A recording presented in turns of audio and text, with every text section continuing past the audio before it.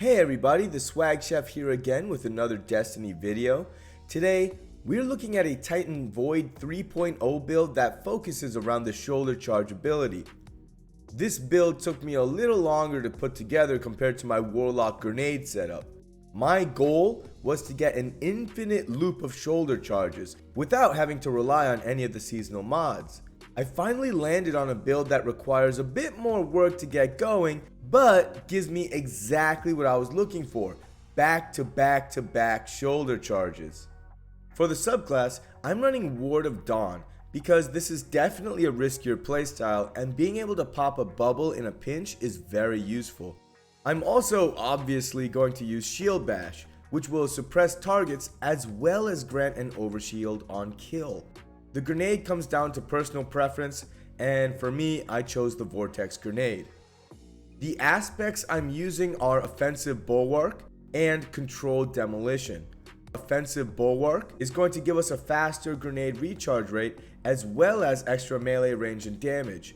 Now, I haven't tested specifically how this affects the range of shoulder charge, but to me it doesn't really matter in PvE. Controlled Demolition is going to give the shoulder charge even more lethality. Since we plan on constantly hitting enemies with void abilities, we're always going to be making them volatile. After triggering the volatility, we're going to be getting health back as well. The fragments I chose are mostly focused on survivability. Since we're trying to abuse the shoulder charge, we're literally going to be throwing our bodies at the enemy. To help us survive these moments, our first fragment is Echo of Leeching. Echo of Leeching is going to start off our health regen after getting a kill with the shoulder charge. Next up is Echo of Obscurity. When we get to the mods, it'll be a little more clear, but this is going to grant us invisibility on finishers, which is going to help us escape just a little better and set up for the next shoulder charge just a little safer. Echo of Persistence is going to boost the duration of our shoulder charge overshields as well as the invisibility that comes from the finisher. The last fragment pick is Echo of Expulsion, making our shoulder charge kills explode. These explosions are going to compound with our Controlled Demolition explosions, doing more damage and triggering volatility in enemies. Now that you can see the rest of the build, I hope you understand what we're going for here. The exotic we chose is the Peregrine Greaves. This cranks shoulder charge damage up to 100, and all you have to do is make sure you're off the ground when you hit your target. This is going to result in constant one-hit kills, unless the target is a boss or perhaps a champion. We'll be able to capitalize on the Shield Bash overshield on essentially every single hit, and having that in addition to health regen on melee kill is going to make our Titan very tanky. The mods for this build start off with Melee Wellmaker. Whenever we get a melee kill, again, big thanks to Peregrine Greaves, we're going to be making Elemental Wells. These Elemental Wells are going to give energy to all of our abilities when we pick them up. Next up is Elemental Charge, which says when we pick up an Elemental Well, we become charged with light, getting 2 stacks if the well matches the subclass. These Charged with Light stacks are going to feed into Heavy Handed. This mod has a very high cost. However, when charged with light, half of your melee is going to be refunded whenever you use the melee ability. This goes a long way when trying to loop shoulder charges back to back. Now, with these last 2 mods, I spent a lot of time thinking about how I can round off this last missing portion of melee energy. What I ended up choosing was Overcharged Wellmaker and Well of Striking. These 2 mods work in tandem to refill the rest of the melee charge, as well as get the most use out of Echo of Obscurity. Overcharged Wellmaker is going to make 2 Arc Wells whenever we use a finisher. As we said earlier, one of our goals is to use our finisher as much as possible in order to gain that invisibility.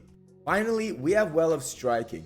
This mod gives us additional melee energy when picking up Arc Wells.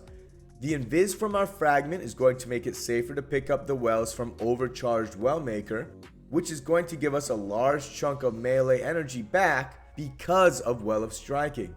As well as having melee kickstart on the arms, all of these mods are working together to give us a complete melee charge after using our superpowered shoulder charge. Like I said, this build definitely takes a little more work to use than my Warlock grenade build.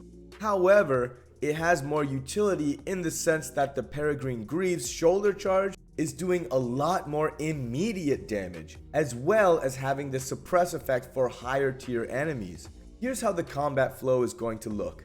As always, you're starting off with nothing, so you can go ahead and use your shoulder charge, but you'll be waiting around for a long time for it to come back because you won't get that initial boost from heavy-handed. So the first thing you want to do is finish an enemy for that initial charge with light from the arc wells.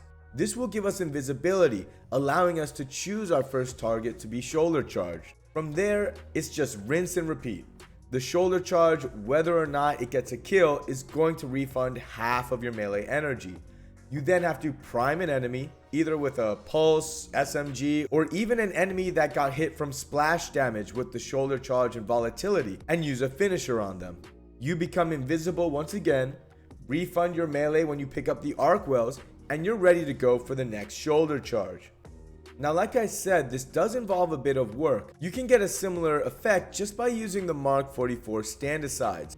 With heavy-handed and the exotic perk giving back melee energy, you're already at full. But there are two things that I didn't like when testing it. The damage, it just isn't there. It still has that suppress effect, yes, but the shoulder charge itself isn't dishing out any damage, especially in higher level content. Second, the way that the safer shoulder charge in the exotic perk works is that when you start sprinting, it starts to build its own overshield. Now that might sound nice, however, the overshield that begins to build completely overrides your void overshield.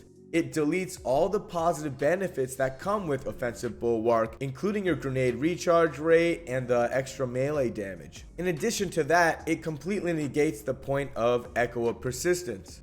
So I will say yes, there are easier ways to have an infinite shoulder charge, but none of them are as strong as building into the Peregrine Greaves.